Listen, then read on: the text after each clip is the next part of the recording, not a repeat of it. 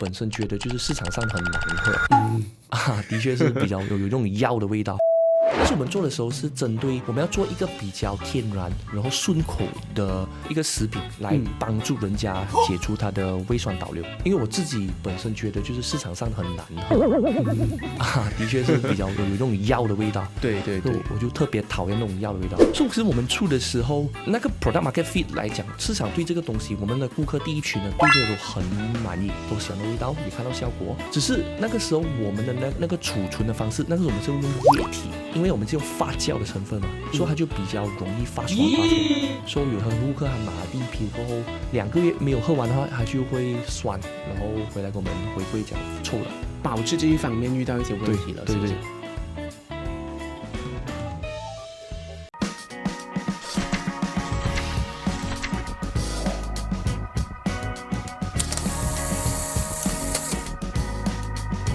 你好，欢迎收看 BFM 财经制作的开门见商，我是伟健。那么今天来到我们开门见商做客的呢是健康食品品牌 Natomi， 让我们有请创办人 John 赖正雄来和我们分享更多。John， 欢迎来到 BFM。嗨，我是 John， 然后我是 Atomy Group 的创办人，不过今天我是以 Natomi 的身份去介绍我自己了。然后 Natomi 其实是在2019年、2020年就开始去筹备，然后直到2021年头的时候开始推出。主要的我们是人家都公认我们为大豆粉，我们是一个天然的一个保健食品，针对预防、舒缓 for 胃酸倒流、胃问题的一些症状。好，接下来我们进入正题啊 ，John， 我想请问一下，你是在什么契机之下，让你毅然决定就是我要创立 Natomi 这个品牌呢？有2个原因啊，第一是因为疫情啊，所以大家对健康的关注会更加大。然后第二是因为我发现到在网络的这个空白点也非常大，就是很多人有可能一些以往的商家他们有卖这种保健的产品，可是他们的渠道是 pharmacy 啊线下，在线上真正的有打，而且是针对华人群的话就比较少一点。我讲我自己也是有这个胃酸倒流的问题了，所以你就决定，我要从这一方面切入了，是不是？对。那么我想请问一下，你初创 Natomi 的时候呢，你整个过程是怎么样的呢？有面临一些什么挑战吗？Natomi 之前我们其实有做一个就是天然显膏的一个产品啦，因为相信我的 group 有几个嘛，所以其实做那个时候已经给了我们一个信心，去知道。这个市场的那个 demand 其实有在，但是我们做的时候是针对我们要做一个比较天然然后顺口的一个食品，来帮助人家解除他的胃酸倒流。因为我自己本身觉得就是市场上很难喝，的确是比较有那种药的味道。对，我就特别讨厌那种药的味道。所以其实我们出的时候，那个 product market fit 来讲，市场对这个东西，我们的顾客第一群呢，对这些都很满意，都喜欢的味道，也看到效果。只是那个时候我们的那个储存的方式，那个时候我们是用液体。所以液体，因为我们是用发酵的成分嘛，所以它就比较容易发酸发臭。所以有很多顾客他拿了第一批过后，2个月没有喝完的话，他就会酸，然后回来跟我们回归讲臭了。保质这一方面遇到一些问题了，对，在初步的时候，不过这个也还好了，因为我们在很快时间，其实我们也取代了就是液体为粉状。OK 所以我想请问一下，液体跟粉状它那个保质期其实相差多远？这个，所以其实本质上他们2个都其实2年的一个 shelf life 啦。只是那个时候因为我们第一次 deal with 的厂家，他们不是很善于处理这个液体的发酵的这个储存，所以那个时候他们比较善于在粉状。那么我想请问一下，现在你们已经发展到有多少个种类呢？其实一开始的时候，我们做的就是那个叫 R&R 一包里面你可以快速缓解的。OK，其实我也是 inspiration maybe from Gaviscon。因为我本身以前也是用，所以他们也是一开始他们只是针对做快速缓解，做了差不多将近几个月吧，我就其实发现到这个肠胃不适的这个情景其实是来自于我们不定时不规律吃东西，对，而且是从早餐就开始了，很多人一开始早餐的时候就会 skip 掉。然后就忙了一天，我就到下午的时候开始吃地餐。所以我就想，我们的产品也必须要符合进去，就是大众人食物不规律的，然后有什么东西能够，如果他在他还没有吃东西之前能够吃进去，至少让他的肚子。他的那个肚子那边不受这种 acid 的侵袭的话，这个会是一个很适合现代人的一个食品，所以就想到要出一个 daily 的 stomach food， 然后让大家在还忙的时候，至少一个你喝点麦乐或者你吃点早餐，你吃 roti canai 的话，你补一个这个东西，至少没有让你的胃酸那么够力，至少你也能够让你的 stomach layer 那边做一个保护层啊。那么我想请问一下，你们初创的时期呢，你们采取了什么营销策略，来让你们的那一个品牌能够达到更多的这一些，触及到更多的一些顾客呢？我们就是非常讲究真人回馈的营销这一块了。我们一开始卖半送了，送的时候是针对一些有需要的人。然后有需要的人他又有这个病症，然后我们就尝试跟他谈看一下，然后你用了过后，你可不可以跟我们有一个采访？这样采访是一个 video 采访，真人采访of 这个东西怎样帮到你？所以我觉得在一起初的时候，我们非常专注在这块，就是找真实顾客的采访，给他用了过后，我们去到他家，去到他的办公的地方，然后去采访他，看他有什么样的感受，然后再把这个播广给更多人看。我们觉得这个非常有效了。对，而且因为我们的顾客毕竟那个时候也是40岁以上的比较多，然后他们经历的有驾 lorry 的 lorry driver 啦，然后有在巴沙卖菜的啦，有各种不同样的人。最重要是要够多元咯，是不是？你的那一个testimony 那一边，对不对？市场上的确有很多用演员去演，好像拍这种假的 testimony。对。所以我在起初的时候，其实我是很讲究，就是就是要拍真实的顾客的回馈啊。好，明白。因为如果你是找那一种演员来演这种就是无效营销嘛，是不是？对，反正我看了更加反感，对不对？对。最近你是在跟更多的那一些 pharmacy 合作了，是不是？把你的产品寄卖在那一边，对不对？那个效果是怎么样呢？我们也去放了差不多6个月罢了。I would say that 成绩是非常的亮眼了。它很好的是它结合了就是online 有 online 的顾客群，然后线下有线下的顾客群。线下那种是我拉了1-2个我要做。online 的那种我们是买给他大批的。可是实体店我们自己开的话很慢，因为它那店我开2间，我直接在 PJKL。不如我们就跟他们这种签，他们有可能有600间，因为是全国嘛，对不对？对，他已经做这个生意做了很久啊。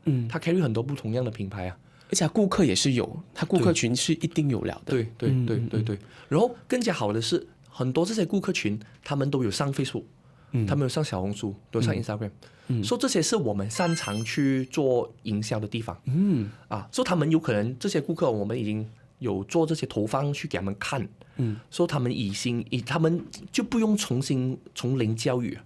他进店的时候，我看过这个牌子这个东西，这个我看过什么样的 video， 它蛮有趣的。我可以买试看一下。所以我就去那边试一下咯。所以是一石多鸟，对，一石多鸟。那么我想请问一下，因为你要把你的产品放在这一种非常知名的这一些药剂店的你是不是需要经过一些特定的一些认证程序？有没有要经过这一些呢？要经过我们现在有的话，基本上他会很看一些临床实验就是说比如说还索性我们这1-2年里面，我们都有投资我们的产品去做一些临床，来去证实这个东西怎样可以缓解而帮助到这一类型的病症。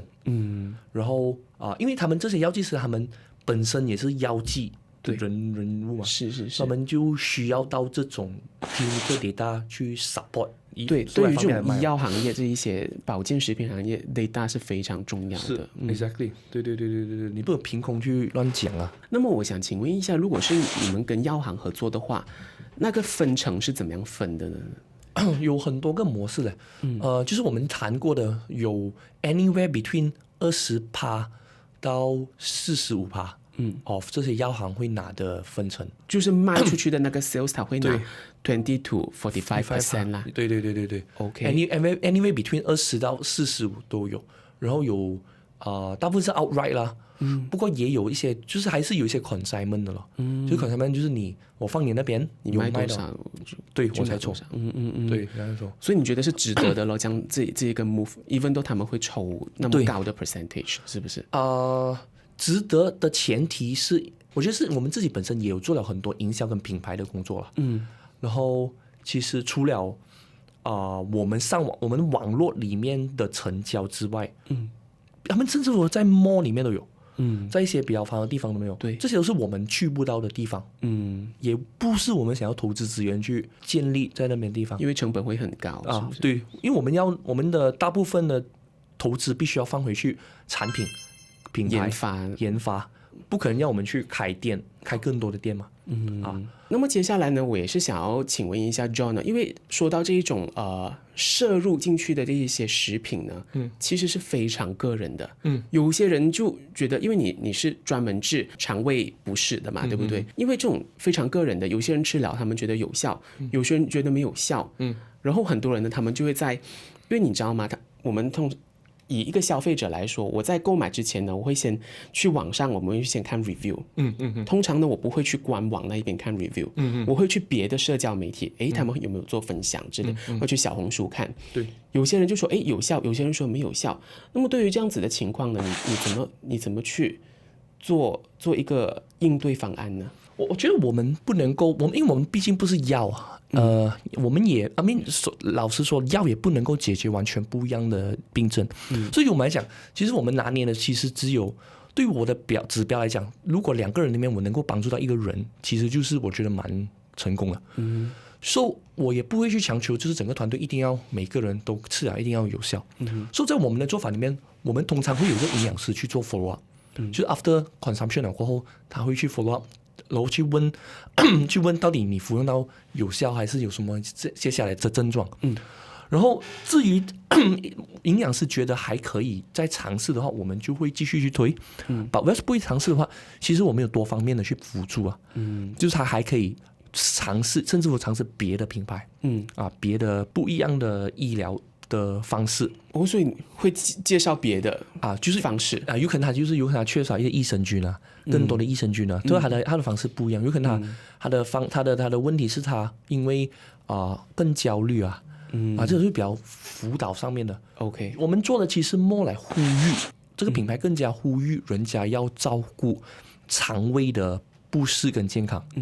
whether 你有没有购买 Natomi 去完成这个 objective， 或者你用你的方式，你更好去照顾你的 diet 跟 lifestyle， 我们都 OK。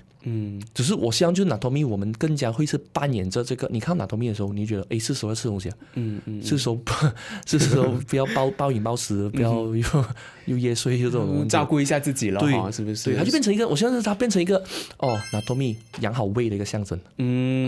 非常好，我觉得你有一点说得很好，就是你有一个营养师去做一个售后服务，是不是？对，很好，这个做到。那么我接下来我想关注一下 Natomi 的这个业绩你之前分享过你在创立 Natomi 的第1年呢，你的业绩已经有500万令吉了嘛，是不是？在去年2024年呢，你们全年业绩呢已经是达到了1000万令吉，短几年内涨幅很高。我想请问一下，背后这个驱动因素是什么呢？让这个成长速度那么快的一个因素？所以我想讲的是，我觉得第1年做到500万那个，其实它是一个风口因为好像说疫情全部人要买 online， 然后你也听说过很多 online 的是崛起，对，崛起都做得很快。可是我觉得真正的考验能力的是崛起，疫情完毕，然后 MCO 没有过后，你能不能维持那个 momentum？ 对，很维持我觉得这个才是我需要给我的团队的 credit 的一个地方啦。不过间中我们有做了一些改变有经历一些事情，就是我有这个团队跟以前团队是完全不同人的。说是360度大转变怎么说就是那个时候我开始创这个牌子的那个团队已经完全不在了。为什么要这样子做我觉得是淘汰吧。因为有些人他们有自己的方向，有自己的生活，他们自己的享受方式，在品牌成长方面没有推到那么好了。对，是不是还没有推到好，就是很缺乏，就是已经很缺乏那个竞争力了。所以这个是第一个我在品牌里面最大的一个改变我能说你现在团队是比较卷一点就卷一点。这个团队的确是卷很多了，比之前那个好，就它已经不是在 online 的思维了。因为以前电商你只要写文案、做广告、做设计，现在不一样现在你要开线下你要去做 event 做 activation， 然后搞活动，然后你要开不同的 mall 去谈。所以现在你团队的思维是线上线下双管齐下，双管齐下。而且真的是什么活动的话，你不能够讲这个是我的范围，我不去做。所以这个是第一个思维，所有做的东西必须要往到底 Natomi 是怎样可以 serve 到更大的人群，还能怎么样 branch out 你的那个 brand， 是不是？对，针对有需要肠胃的人群，我们都要去到。所以这件事情不能够只是局限在网络。好 ，John， 接下来我想要已经来到访问的尾声了。那么我想要请问一下，随着你们业绩上升了，你们接下来下一步一定是要扩充的，是不是？你有什么扩充计划吗？我们现在产品里面有大豆，然后麦片跟黑芝麻，然后也有这个是快速 RNA 的这个快速疏解的。沿着下去的话，我们应该还会更多点能够买到啦。因为现在600个点嘛。OK， 所以我们希望至少可以去到2000个点。但至少2000个点是什么意思？就是现在600个点，就是600个药剂师的店可以买到。OK， 所以 maybe 2000个点的时候，你可以看到 convenience store 里面你可以买到。就至少让人家尤其甚至还没有尝试过的，他可以以最低成本、最快速的去尝试我们的产品。然后看看是否真的能够帮助他，还是他能够变成一个他喜欢服用的一个东西。这个是我们今年会大量推动的一个东西，在更多的渠道去销售了，是不是？更多的渠道去销售。好，非常谢谢Natomi 的创办人 John 来到我们节目上跟我们分享了那么多。John， 那不知道你们听了嘉宾的分享呢？有什么想法呢？你们对于 Natomi 这个品牌，有没有买过来试用还是什么呢？都欢迎在留言处那边和我们交流哦。那么正在收看 YouTube 的观众呢，欢迎订阅、按赞、开启小铃铛，第一时间呢你就能看到财经的最新影片啦。我们下次见。